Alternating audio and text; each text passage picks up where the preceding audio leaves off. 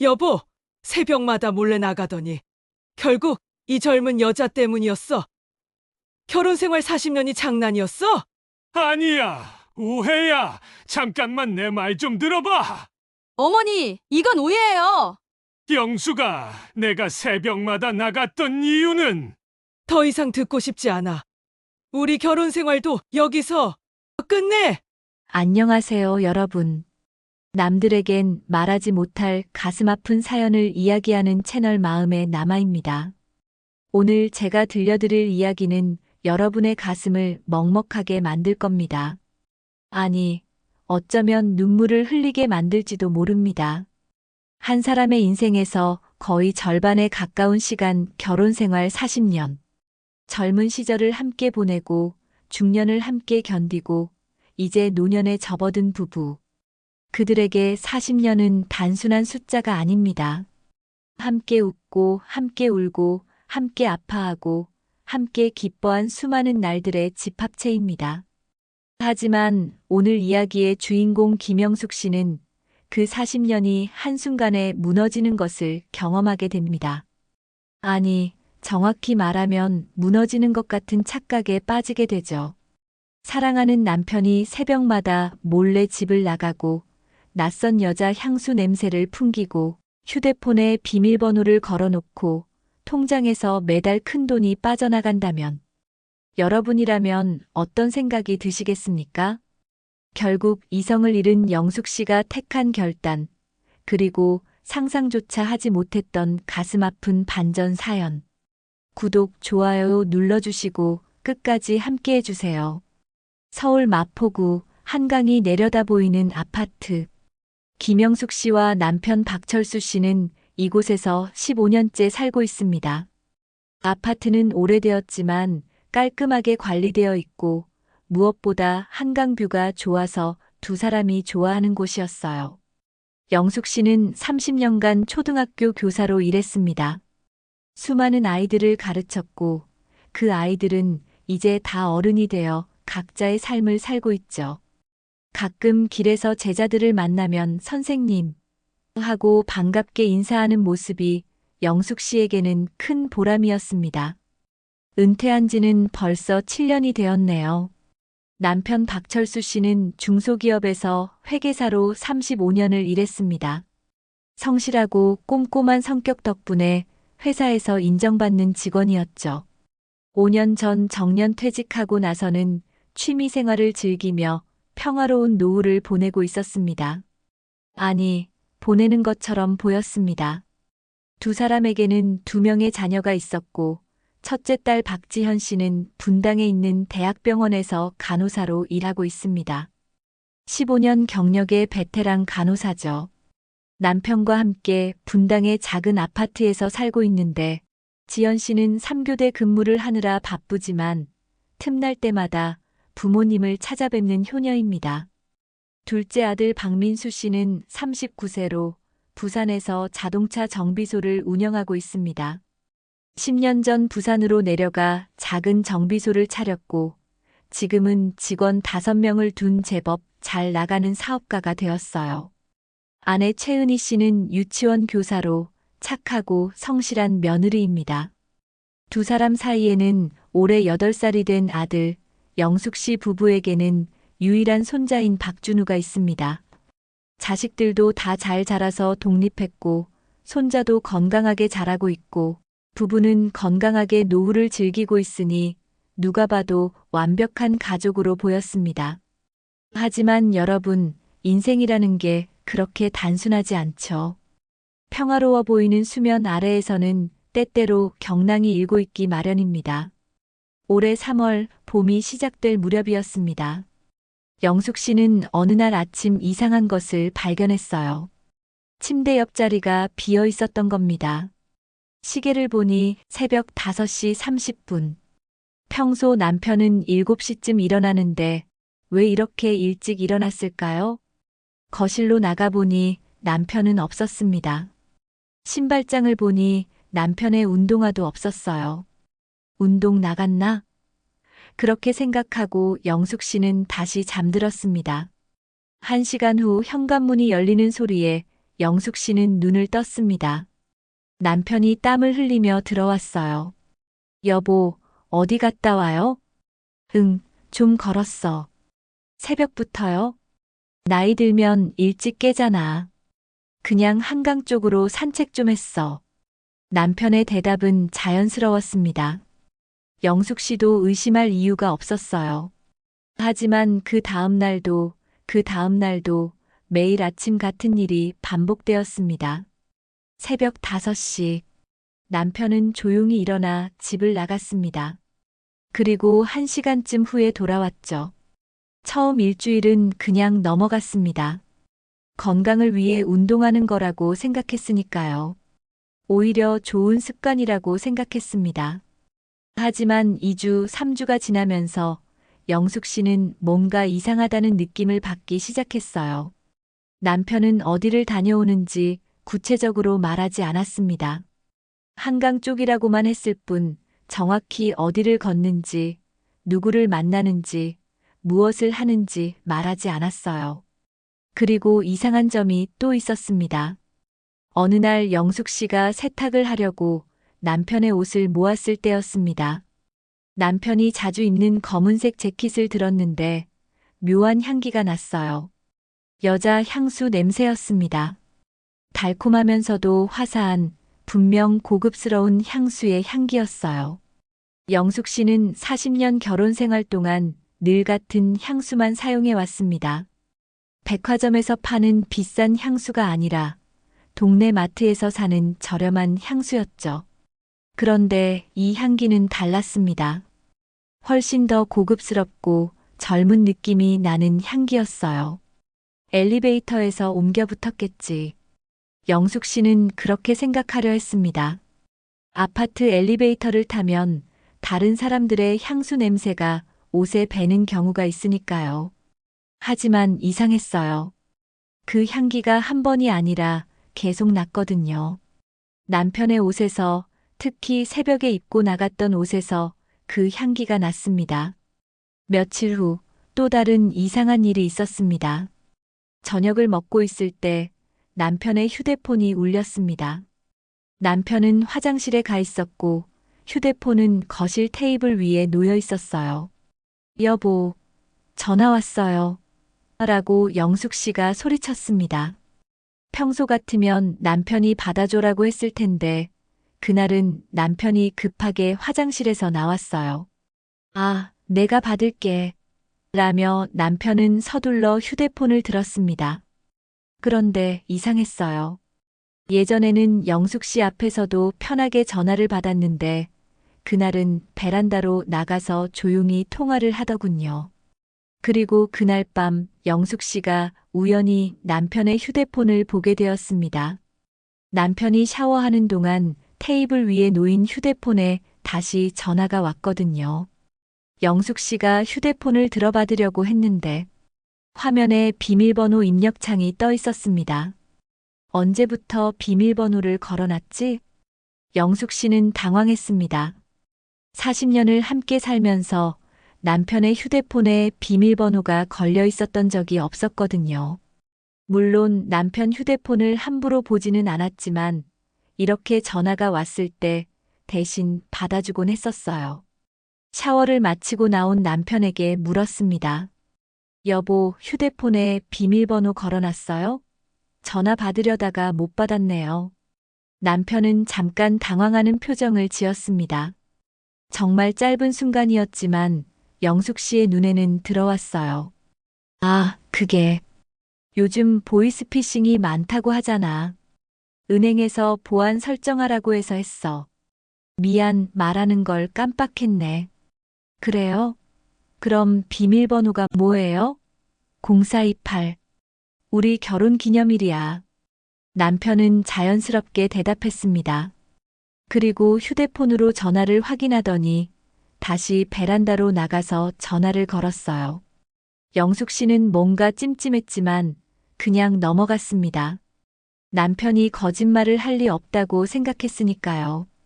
하지만 마음 한구석이 계속 불편했습니다. 그리고 결정적인 발견을 하게 됩니다. 4월 초 영숙 씨는 통장 정리를 하고 있었습니다. 매달 초에 하는 일과였죠. 공과금도 확인하고 카드값도 확인하고 연금이 제대로 들어왔는지도 확인했습니다. 그런데 이상한 거래 내역이 보였어요.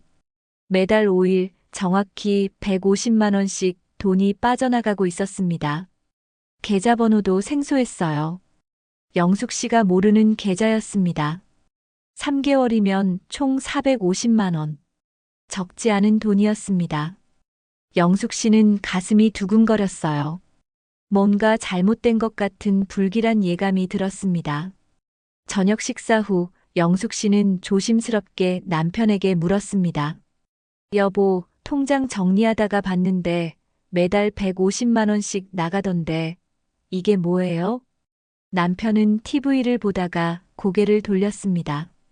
그리고 잠깐 굳은 표정을 지었어요. 정말 짧은 순간이었지만 영숙 씨는 놓치지 않았습니다. 아, 그거. 남편이 머뭇거렸습니다. 뭔데요? 왜 이렇게 큰 돈이 나가요? 그게 민수한테 보내는 거야. 민수한테? 응. 정비소 사업 자금 좀 보태주는 거야. 애가 요즘 사업 확장하려고 하는데 자금이 좀 필요하대. 근데 자존심이 있잖아. 부모한테 돈 달라고 하기 창피해 하더라고. 그래서 내가 몰래 보내주는 거야. 그래요? 민수가 돈이 필요해요? 응. 그런데 당신한테는 말하지 말라고 했어. 엄마 걱정시키고 싶지 않대. 그러니까 당신도 모르는 척 해줘. 남편의 설명은 그럴듯했습니다. 아들이 사업 자금이 필요한데 부모 걱정시키기 싫어서 아버지한테만 말했다. 충분히 있을 수 있는 일이었죠. 그래요. 알았어요. 민수가 힘들면 우리가 도와줘야죠. 영숙 씨는 그렇게 대답했습니다. 하지만 그날 밤 잠이 오지 않았어요. 왜냐하면 일주일 전 부산에 사는 며느리 은희가 전화했을 때 이렇게 말했거든요. 어머니, 요즘 정비소가 장사가 정말 잘 돼요. 이번 달에는 매출이 역대 최고래요. 저희 애들 아빠가 요즘 너무 좋아해요. 사업이 잘 되는데 왜 돈이 필요할까요? 사업 확장을 하려면 은행에서 대출을 받을 수도 있는데 왜 매달 150만 원씩이나 보내야 할까요? 영숙 씨는 침대에 누워 천장만 바라봤습니다. 옆에서는 남편이 코를 골며 자고 있었어요. 설마 그런 건 아니겠지. 영숙 씨의 머릿속에 불길한 생각이 스쳐 지나갔습니다. 하지만 고개를 저으며 그 생각을 떨쳐냈어요. 40년을 함께 산 남편을 믿고 싶었으니까요. 하지만 일단 의심이 시작되면 모든 것이 의심스럽게 보이는 법입니다. 며칠 후 영숙 씨는 동네 마트에 장을 보러 갔습니다. 계산대에서 줄을 서 있는데 옆에서 두 아주머니가 수다를 떨고 있었어요. 어머, 그거 들었어? 우리 아파트 501호 김 선생. 응, 들었어. 70 넘은 사람이 젊은 여자 만나고 다니더래. 맞아. 내가 봤어. 커피숍에서 30대로 보이는 여자랑 다정하게 얘기하더라고. 에휴, 요즘 노인네들도 그런 일이 많대. 은퇴하고 시간 많고 연금 나오니까. 영숙 씨는 귀를 쫑긋 세웠습니다. 그 대화가 자신의 이야기 같았거든요. 계산을 마치고 집으로 돌아오는 길 영숙 씨의 머릿속은 복잡했습니다. 설마 우리 남편도? 집에 도착해서 냉장고에 장 본 것을 넣으면서도 영숙 씨는 계속 생각했습니다. 새벽에 몰래 나가는 남편, 낯선 여자 향수 냄새, 비밀번호가 걸린 휴대폰, 매달 사라지는 150만 원. 이 모든 것들이 하나의 그림을 그리기 시작했습니다. 아니야. 그럴 리 없어. 40년을 함께 살았는데. 하지만 의심은 쉽게 사라지지 않았어요. 그날 저녁 영숙 씨는 남편을 유심히 관찰했습니다. 저녁을 먹을 때, TV를 볼 때, 모든 순간에 남편의 행동을 지켜봤어요. 남편은 평소와 다름없었습니다. 저녁을 맛있게 먹고 뉴스를 보며 웃기도 하고 영숙 씨에게 오늘 날씨 좋았지? 라며 말도 걸었어요. 하지만 영숙 씨의 눈에는 모든 게 의심스러웠습니다. 남편이 휴대폰을 볼 때마다 혹시 누군가에게 문자를 보내는 건 아닌지, 남편이 베란다로 나갈 때마다 혹시 누군가와 통화하는 건 아닌지, 남편이 샤워를 오래 할 때마다 혹시 누군가를 만나고 온 흔적을 지우는 건 아닌지, 의심은 눈덩이처럼 커져갔습니다. 며칠 후 영숙 씨는 오랜 친구 이순자 씨를 만나기로 했습니다. 순자 씨는 영숙 씨의 30년 지기 친구였어요. 두 사람은 같은 학교에서 교사로 일했고 은퇴한 후에도 자주 만나 수다를 떨었습니다. 순자 씨는 지금 동네 문화센터에서 요가 강사로 일하고 있었죠. 목요일 오후 2시 두 사람은 동네 카페에서 만났습니다. 영수가 오랜만이다. 잘 지냈어? 순자 씨는 반갑게 웃으며 아메리카노를 홀짝였습니다. 응, 잘 지냈어. 하지만 영숙 씨의 대답은 힘이 없었어요. 순자 씨는 곧바로 눈치챘습니다. 무슨 일 있어? 얼굴이 안 좋아 보여. 어디 아파? 아프진 않은데.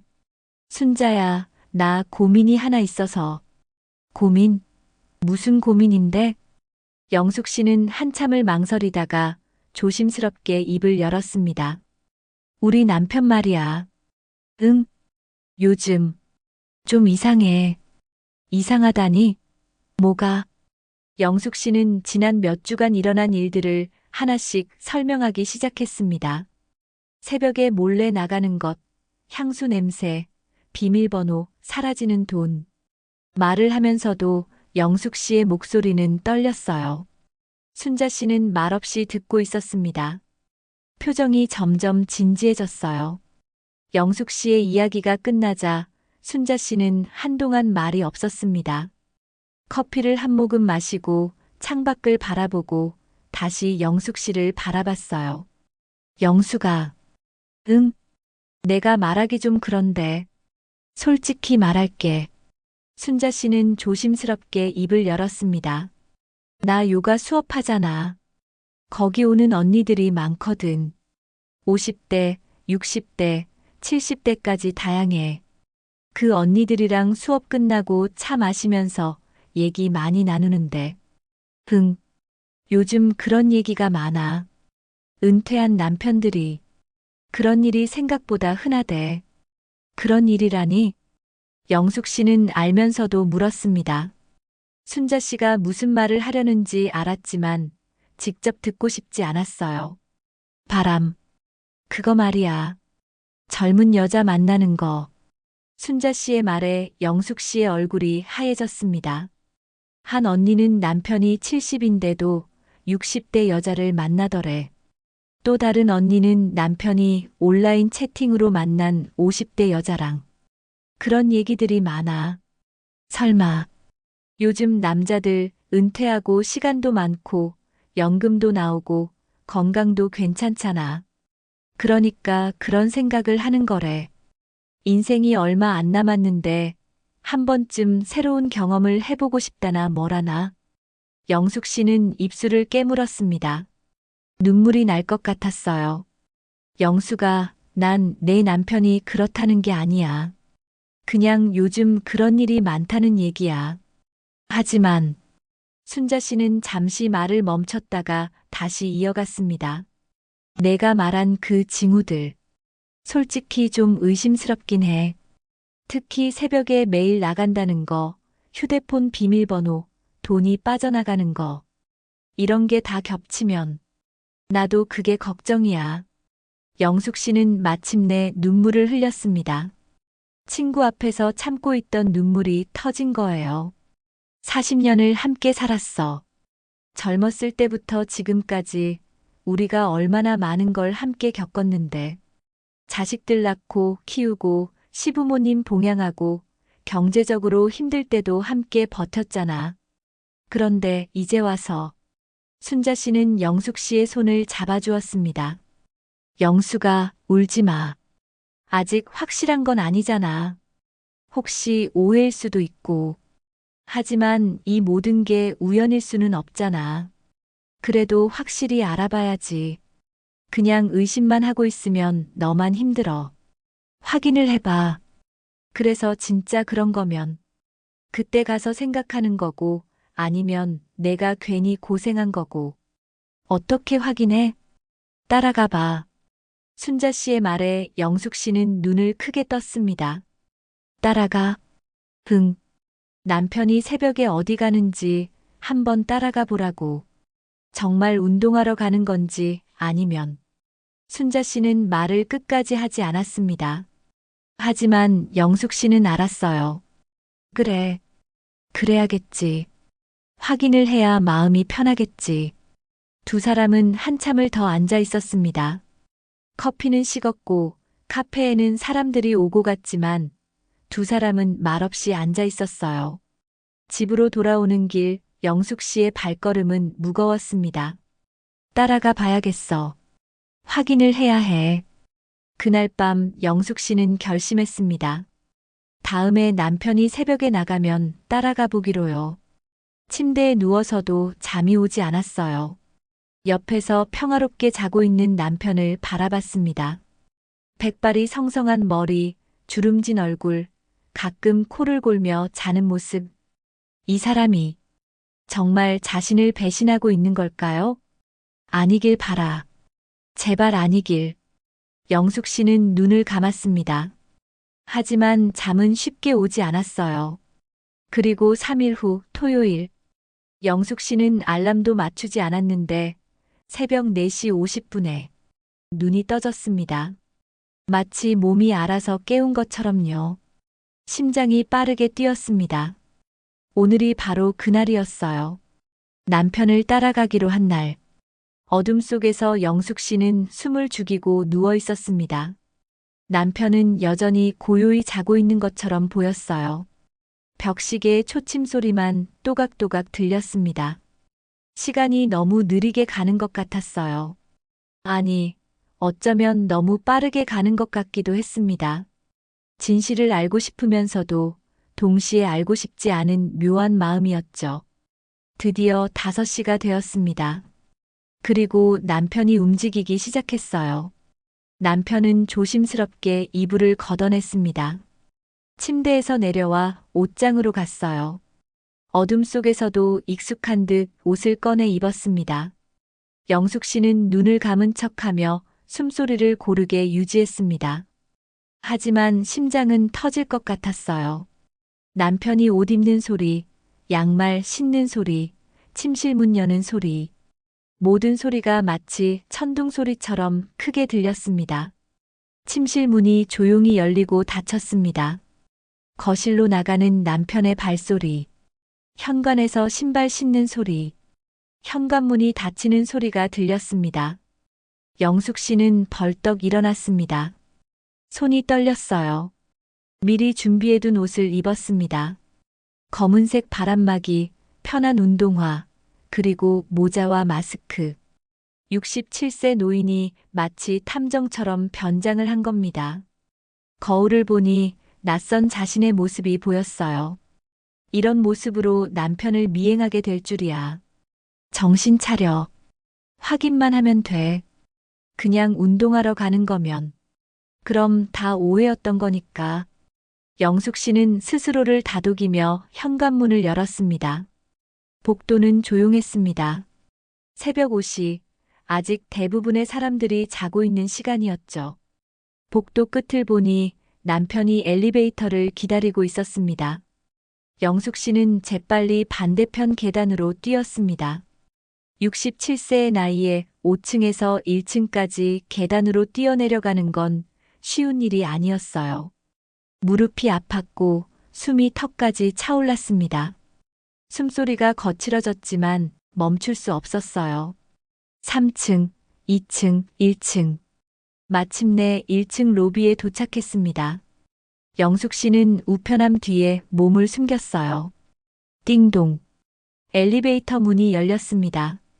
남편이 나왔어요. 남편은 주변을 살피지도 않고 아파트 정문으로 향했습니다. 평소처럼 걷는 모습이었어요. 전혀 의심하는 기색이 없었습니다.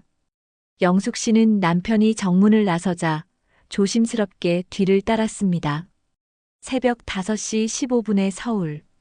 아직 하늘은 어두웠고 가로등 불빛만이 도로를 밝히고 있었습니다. 간간히 청소차가 지나가고 이른 출근을 하는 차들이 보였어요. 날씨는 쌀쌀했습니다. 5월 초인데도 새벽은 여전히 추웠어요. 영숙 씨는 바람막이를 여미며 남편을 따라갔습니다. 남편은 버스 정류장으로 향했습니다. 버스를 타고 가는구나. 영숙 씨는 정류장에서 조금 떨어진 곳에 숨어서 남편을 지켜봤어요. 5분 정도 기다렸을까요? 271번 버스가 왔습니다. 남편이 버스에 올라탔습니다. 영숙 씨도 서둘러 올라탔어요. 다행히 새벽 버스라 사람이 많지 않았습니다. 남편은 뒷좌석에 앉아서 창밖을 바라보고 있었고 영숙 씨는 맨 앞자리에 앉았습니다. 버스가 출발했습니다. 영숙 씨는 앞을 보는 척하면서 버스 안거울로 남편을 관찰했어요. 남편은 그저 창밖을 보고 있었습니다. 휴대폰을 보지도 않고 그냥 멍하니 창밖을 보고 있었어요. 버스는 마포를 지나 서울 시내로 들어갔습니다. 시청을 지나고 광화문을 지나고 점점 한강 쪽으로 향했어요. 영숙 씨의 심장은 계속 빠르게 뛰었습니다. 한강으로 가는구나. 정말 운동하러 가는 건가? 하지만 뭔가 이상했어요. 집 근처에도 한강이 있는데 왜 버스를 타고 이렇게 먼 곳까지 와야 할까요? 다음 정류장은 한강진역입니다. 버스 안내 방송이 나왔습니다. 남편이 일어났어요. 영숙 씨의 심장이 다시 빠르게 뛰기 시작했습니다. 버스가 정류장에 섰고 남편이 내렸습니다. 영숙 씨도 몇 발짝 뒤에서 조심스럽게 내렸어요. 한강진역 주변은 조용했습니다. 몇몇 조깅하는 사람들이 보였고 자전거를 타는 사람들도 있었어요. 남편은 한강공원 쪽으로 걸어갔습니다. 영숙 씨는 적당한 거리를 유지하며 뒤를 따랐어요. 나무 뒤에 숨었다가 화단 뒤에 숨었다가 마치 영화에서 보던 미행 장면 같았습니다. 새벽의 한강은 아름다웠어요. 강물이 잔잔하게 흐르고 멀리 빌딩들의 불빛이 물에 반사되어 반짝였습니다. 하지만 영숙 씨는 그런 풍경을 볼 여유가 없었어요. 남편은 계속 걸었습니다. 한강공원 산책로를 따라 천천히 걸었어요. 정말 그냥 산책하는 건가? 영숙 씨는 잠시 안도했습니다. 어쩌면 정말 오해였을지도 모른다고 생각했어요. 하지만 그때였습니다. 남편이 멈춰 섰어요. 벤치가 있는 곳이었습니다. 그리고 그 벤치에는 누군가 앉아 있었습니다. 여자였습니다. 영숙 씨의 심장이 멈춘 것 같았어요. 30대 후반으로 보이는 여성이 벤치에 앉아 있었고 남편이 다가가자 반갑게 일어섰습니다. 두 사람이 악수를 나눴어요.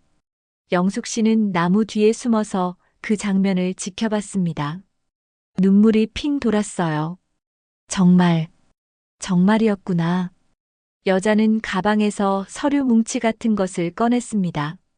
남편과 벤치에 나란히 앉아서 그 서류를 보기 시작했어요. 두 사람은 뭔가 진지하게 대화를 나눴습니다. 가끔 웃기도 하고 고개를 끄덕이기도 했어요. 마치 오래 알고 지낸 사이처럼 편안해 보였습니다. 영숙 씨는 다리에 힘이 풀렸어요. 나무에 기대지 않으면 쓰러질 것 같았습니다. 40년을 함께 살았는데 저렇게 젊은 여자를. 분노가 치밀어 올랐습니다. 슬픔이 밀려왔어요. 배신감이 가슴을 짓눌렀습니다. 이 모든 감정이 한꺼번에 폭발했습니다. 영숙 씨는 나무 뒤에서 나왔어요. 걸음은 점점 빨라졌고 어느새 뛰고 있었습니다. 여보, 영숙 씨의 외침이 새벽 한강을 울렸습니다. 남편이 깜짝 놀라 뒤를 돌아봤어요. 그 여자도 놀란 표정으로 일어섰습니다. 당신, 왜 여기? 남편의 당황한 목소리. 하지만 영숙 씨의 귀에는 아무것도 들리지 않았어요. 머릿속이 하얘졌습니다. 40년의 결혼 생활. 함께 웃고 울었던 날들. 아이들을 키우며 힘들었던 날들. 시부모님을 모시며 지쳤던 날들. 그 모든 것들이 한순간에 스쳐 지나갔습니다. 그리고 분노가 폭발했어요. 당신이 어떻게 나한테 이럴 수가 있어. 영숙 씨는 소리를 지르며 남편에게 달려들었습니다. 아니, 잠깐, 당신 오해야. 남편이 손을 내밀며 말하려 했지만 영숙 씨는 듣지 않았어요. 40년을 함께 살았는데, 40년을. 영숙 씨는 남편의 가슴을 잇는 힘껏 밀었습니다. 예상치 못한 일이었어요. 남편도 영숙 씨 자신도 예상하지 못했습니다. 평소 같으면 넘어지지 않았을 텐데 남편은 놀라서 중심을 잃고 뒤로 비틀거렸습니다. 그리고 그 뒤는 비탈진 둔치였습니다. 으악과 함께 들리는 남편의 비명. 시간이 느리게 흐르는 것 같았어요. 남편의 몸이 뒤로 넘어가는 모습이 슬로우 모션처럼 보였습니다. 남편의 몸이 비탈길을 굴러내려갔습니다. 여보, 영숙 씨가 큰 소리로 불러보았지만 이미 남편의 몸이 한강물 속으로 빠져들었습니다. 안 돼, 안 돼. 영숙 씨의 비명이 새벽 한강을 가득 채웠습니다.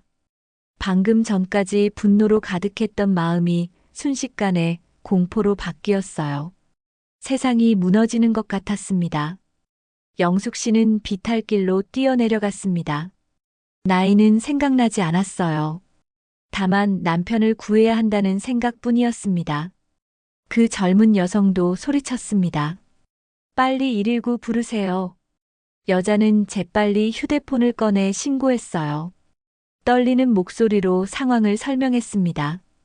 여기 한강진역 공원이요. 사람이 물에 빠졌어요. 빨리 와주세요. 영숙 씨는 물가에 도착했습니다. 한강물은 차가웠어요. 5월이지만 새벽의 강물은 여전히 겨울의 차가움을 간직하고 있었습니다. 물속에서 남편이 허우적거리는 모습이 보였어요. 남편은 물을 삼키며 손을 휘저었습니다. 수영을 할 줄 아는 사람이었지만 갑자기 빠진 데다 나이도 있어서 제대로 움직이지 못하는 것 같았어요. 여보, 잠깐만. 내가 구할게. 영숙 씨는 물에 들어가려고 했습니다. 하지만 그 여성이 영숙 씨를 붙잡았어요. 안 돼요. 어머니까지 위험해요. 나요. 나 달라고요. 저 사람이 내 남편이에요. 119가 곧 와요. 잠깐만 기다리세요. 그때였습니다. 아침 조깅을 하던 한 젊은 남성이 달려왔어요. 상황을 파악한 그는 주저없이 옷을 벗고 물속으로 뛰어들었습니다. 차가운 물에 그도 깜짝 놀랐지만 재빨리 헤엄쳐 남편에게 다가갔습니다. 영숙 씨는 물가에서 그 장면을 지켜보며 기도했어요. 제발, 제발, 살려주세요. 시간이 멈춘 것 같았습니다. 아니, 너무 느리게 가는 것 같았어요. 조깅하던 남성이 남편을 붙잡았습니다. 그리고 팔로 남편의 가슴을 감싸며 물가로 헤엄쳐 왔어요. 마침내 두 사람이 물가에 도착했습니다. 남편은 물을 토하며 기침을 했습니다. 의식은 있었어요. 눈도 떠 있었습니다. 영숙 씨는 남편에게 달려가 껴안았어요.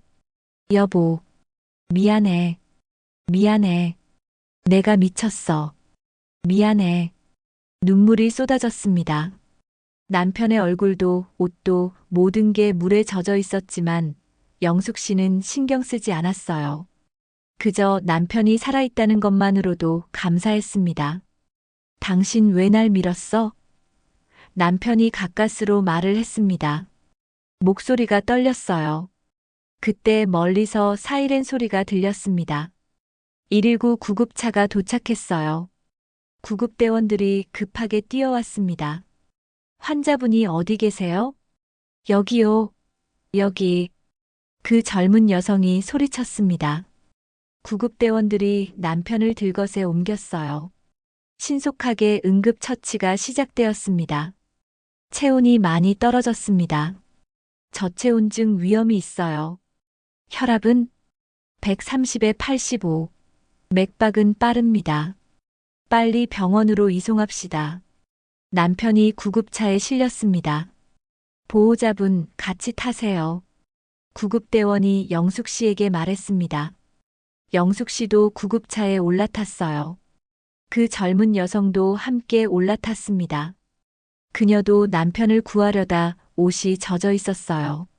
물에 뛰어들었던 조깅 남성은 구급대원에게 간단히 상황을 설명하고 떠났습니다. 영숙 씨는 제대로 감사 인사도 하지 못했어요.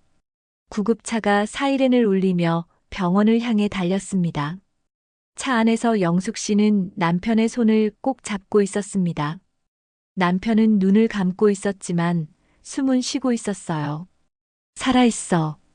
다행이야. 살아있어. 영숙 씨는 계속 기도했습니다. 그리고 그제서야 그 젊은 여성을 제대로 바라봤어요.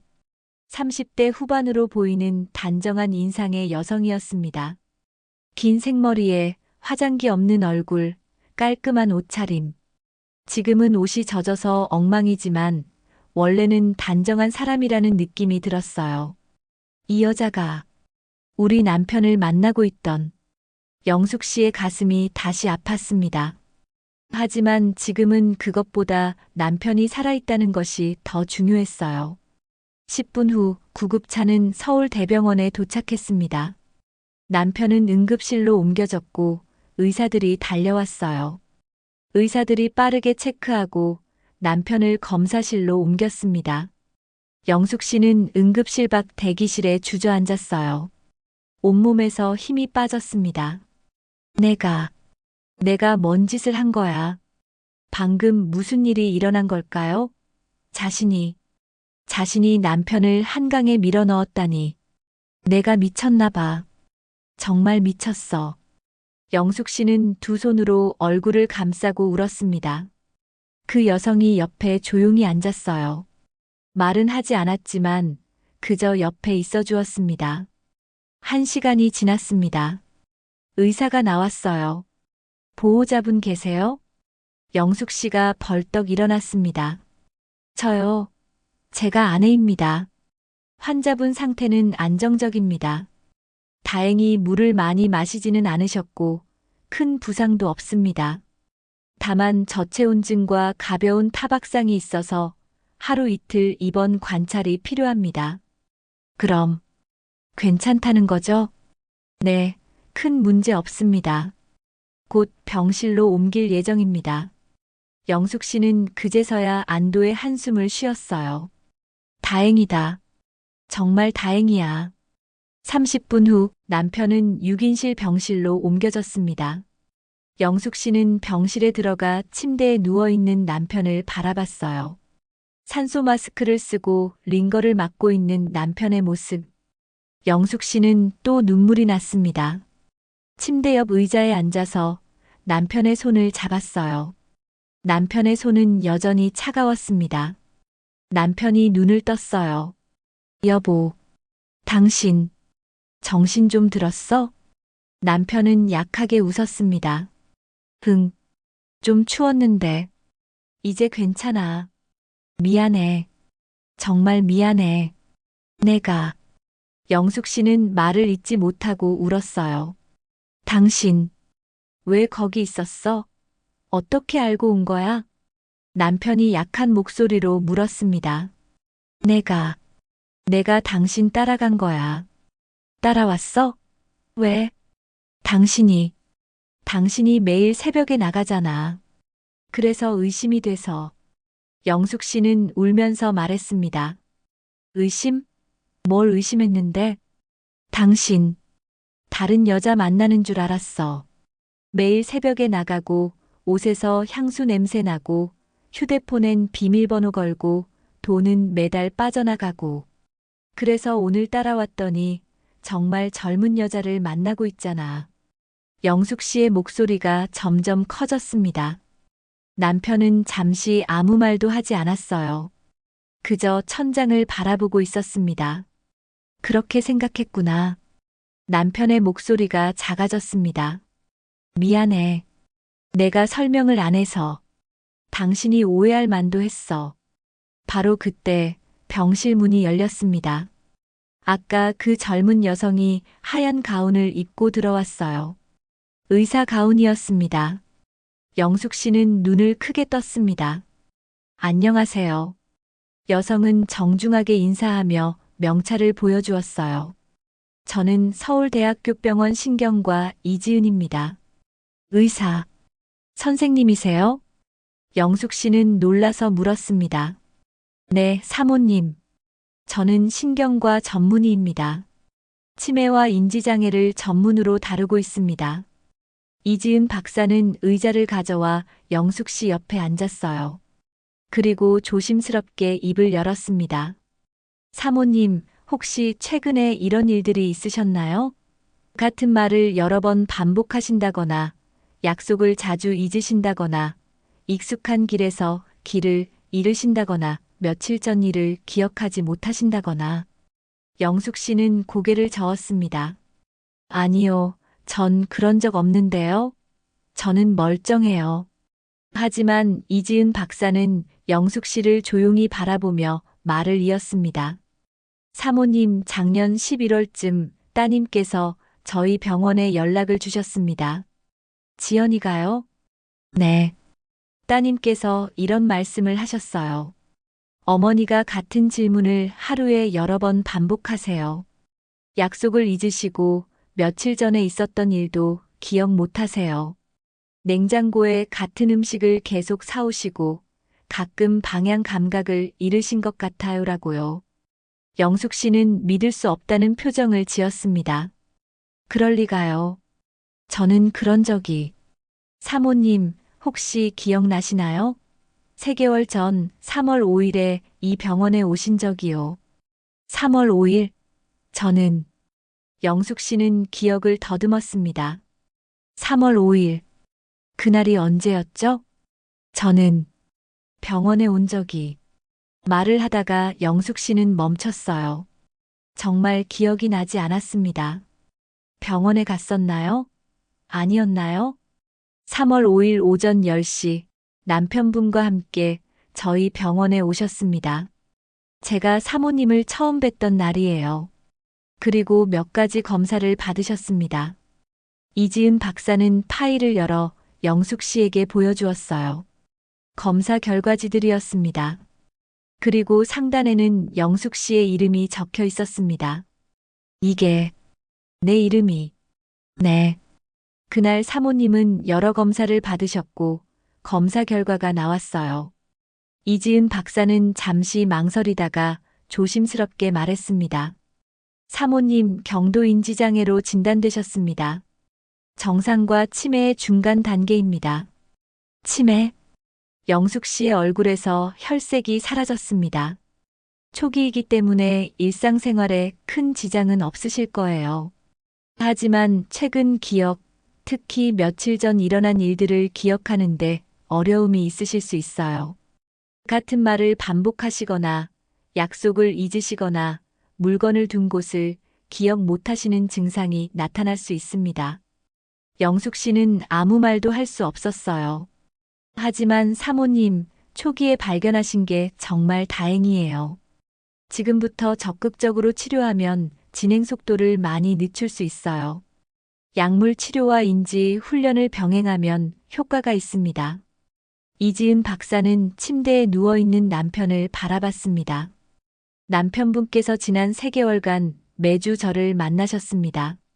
새벽 6시에요. 일찍 오셔서 상담을 받으셨어요. 새벽 6시에요?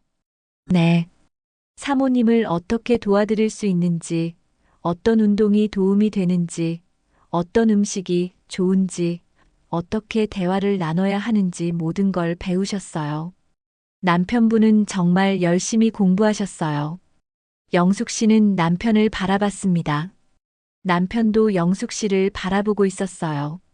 당신이 걱정할까봐 말 못했어. 남편의 목소리가 떨렸습니다.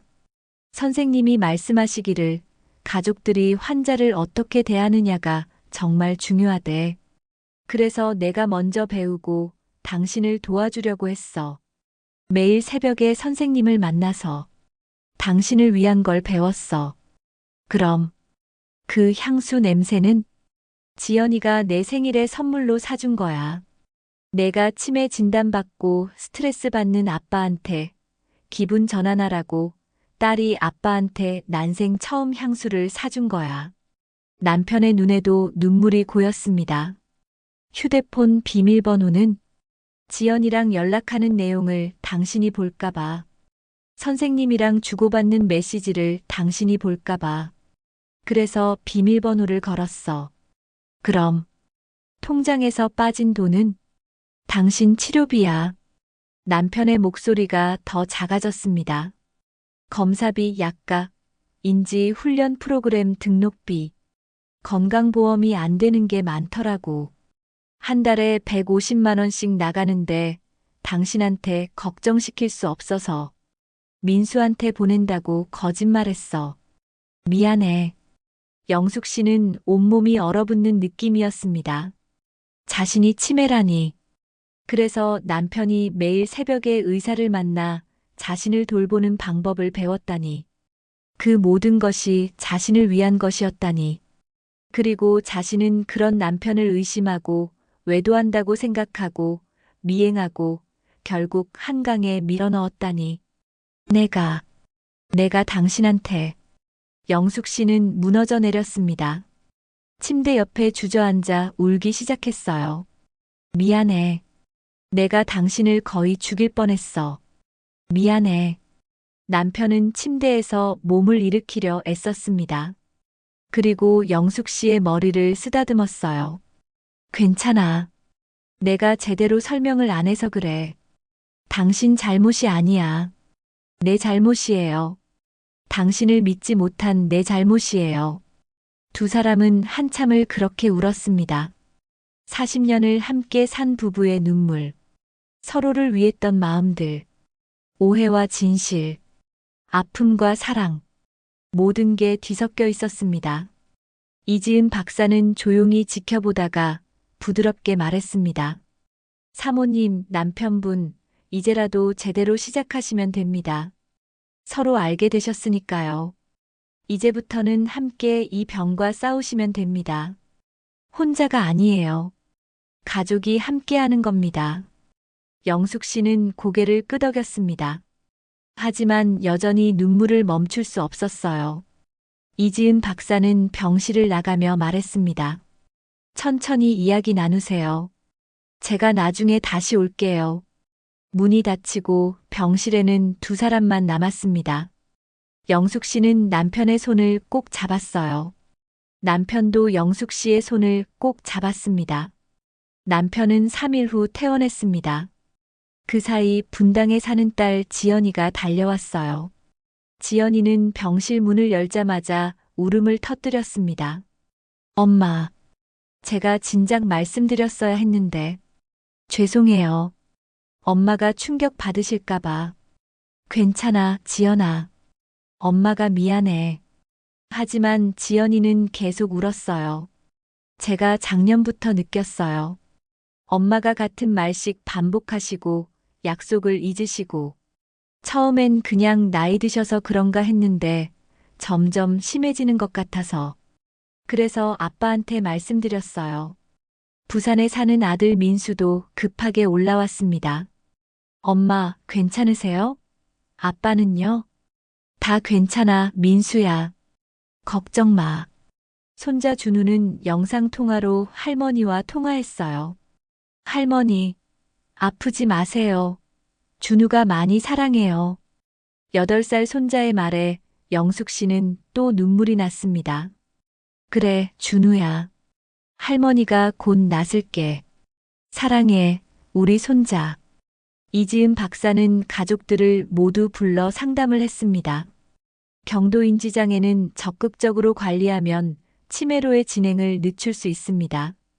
약물 치료와 함께 인지 훈련, 운동, 사회적 활동이 중요합니다. 가족들의 도움이 정말 중요해요. 저희가 어떻게 도와드리면 될까요?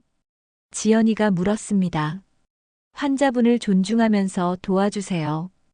틀렸다고 지적하기보다는 자연스럽게 정보를 제공해 주세요. 그리고 무엇보다 환자분이 우울해하지 않도록 밝은 분위기를 유지하는 게 중요합니다. 이지은 박사는 영숙 씨를 바라보며 말했습니다. 사모님, 이건 부끄러운 병이 아닙니다. 누구에게나 올 수 있는 병이에요. 중요한 건 포기하지 않고 함께 싸우는 겁니다. 영숙 씨는 고개를 끄덕였습니다. 퇴원 후 영숙 씨는 본격적으로 치료를 시작했습니다. 일주일에 2번 병원에 가서 인지 훈련을 받았어요. 기억력 훈련, 주의력 훈련, 언어 훈련 등을 했습니다. 매일 약을 먹었고 규칙적으로 운동했어요. 남편과 함께 매일 아침 산책을 했습니다. 이번에는 몰래가 아니라 함께요. 일기를 쓰기 시작했습니다. 매일 있었던 일을 적으며 기억을 되살리는 훈련을 했어요. 중요한 일은 캘린더에 표시하고 알람을 설정했습니다. 처음 몇 주는 힘들었습니다. 자신이 치매라는 사실을 받아들이기가 어려웠어요. 거울을 볼 때마다 눈물이 났고 밤마다 악몽을 꿨습니다. 특히 남편을 한강에 밀어넣는 꿈을 자주 꿨어요. 그 꿈에서 깨면 온몸이 땀으로 젖어 있었습니다. 어느 날 밤 악몽에서 깬 영숙 씨가 남편을 깨웠습니다. 괜찮아. 내가 여기 있잖아. 남편은 영숙 씨를 안아주었어요. 그리고 아침까지 그렇게 안고 있어 주었습니다. 하지만 시간이 지나면서 영숙 씨는 조금씩 나아졌습니다. 병을 받아들이는 법을 배웠어요. 자신이 완벽하지 않아도 괜찮다는 것을 알게 되었습니다. 그리고 가족들의 도움을 받는 것도 나쁘지 않다는 것을 깨달았어요. 딸 지연이는 일주일에 한 번씩 찾아와서 엄마와 함께 시간을 보냈습니다. 함께 요리도 하고 영화도 보고 산책도 했어요. 아들 민수는 한 달에 한 번씩 부산에서 올라왔습니다. 그리고 손자 준우를 데리고 왔어요. 손자와 놀아주는 시간은 영숙 씨에게 큰 기쁨이었습니다. 그리고 무엇보다 남편이 늘 곁에 있어 주었습니다.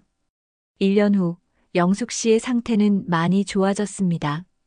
꾸준한 치료와 가족의 도움 덕분에 병의 진행 속도가 느려졌어요. 여전히 가끔 깜빡하는 일이 있었지만 일상생활에 큰 지장은 없었습니다. 영숙 씨는 이지은 박사의 권유로 치매 환자 자조 모임에 참여하기 시작했어요. 같은 병을 앓고 있는 사람들과 만나 이야기를 나누고 서로를 격려했습니다. 저는 처음엔 받아들이기 힘들었어요. 하지만 지금은 이 병과 함께 사는 법을 배우고 있어요. 영숙 씨의 이야기에 다른 사람들도 고개를 끄덕였습니다. 남편 철수 씨도 치매 환자 가족 모임에 참여했어요. 같은 고민을 가진 가족들과 만나 경험을 나누고 서로를 도왔습니다. 제 아내도 초기 진단을 받았어요. 어떻게 도와주면 좋을까요? 한 남성이 물었을 때 철수 씨는 자신의 경험을 나눴습니다. 인내심을 가지세요. 그리고 사랑한다고 자주 말해주세요. 그게 가장 중요합니다. 어느 봄날 영숙 씨와 철수 씨는 다시 한강을 찾았습니다. 두 사람은 그렇게 손을 잡고 한강을 바라봤습니다. 40년 전 처음 사랑을 시작했을 때의 그 설렘은 없었지만 대신 더 깊고 따뜻한 무언가가 있었습니다. 세월이 만들어준 믿음, 시간이 쌓아 올린 신뢰, 아픔을 함께 견뎌낸 사랑. 이것이 진정한 평생 반려자의 의미였습니다. 여보, 집에 가요. 지연이가 저녁 먹으러 온대요. 그래, 가자. 두 노부부는 일어나 천천히 걸었습니다. 손을 꼭 잡은 채로 벚꽃잎이 두 사람 주변에 흩날렸습니다. 마치 축복하는 것처럼. 그리고 한강은 여전히 평화롭게 흘렀습니다. 모든 것을 품어주고 모든 것을 흘려보내며. 여러분, 오늘 이야기는 여기까지입니다. 사랑하는 사람을 의심한다는 것. 그 의심이 오해였다는 것을 알게 되었을 때의 고통. 하지만 그 모든 아픔을 넘어서는 진정한 사랑. 이것이 오늘 우리가 들은 이야기입니다.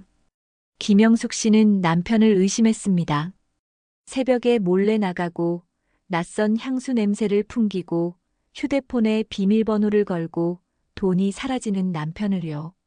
그리고 분노에 휩싸여 남편을 한강에 밀어 넣었습니다. 하지만 진실은 달랐어요. 남편은 외도를 한 게 아니었습니다. 오히려 아내를 위해 매일 새벽 병원에 가서 아내의 치매를 치료하는 방법을 배우고 있었던 거예요. 아내를 사랑하기에 아내가 충격받을까봐 혼자 모든 것을 감당하려 했던 겁니다. 이 이야기는 우리에게 많은 것을 생각하게 합니다. 서로 소통하고 의심하기 전에 노력해야 하고 가장 중요한 것은 믿음입니다. 아플 때나 건강할 때나 부자 때나 가난할 때나 기쁠 때나 슬플 때나 평생 함께하는 게 평생 반려자 아니겠습니까? 여러분 영숙 씨 입장이었다면 남편의 행동에 어떻게 하셨을 것 같나요? 댓글로 여러분의 생각을 적어주세요. 어떤 상황에서도 함께하고 싶은 사람, 그 사람의 아픔을 함께 짊어지고 싶은 사람, 그런 사람이 있다면 여러분은 정말 행복한 사람입니다. 오늘도 건강하시고 행복하시고 사랑하는 사람들과 좋은 시간 보내시기를 바랍니다.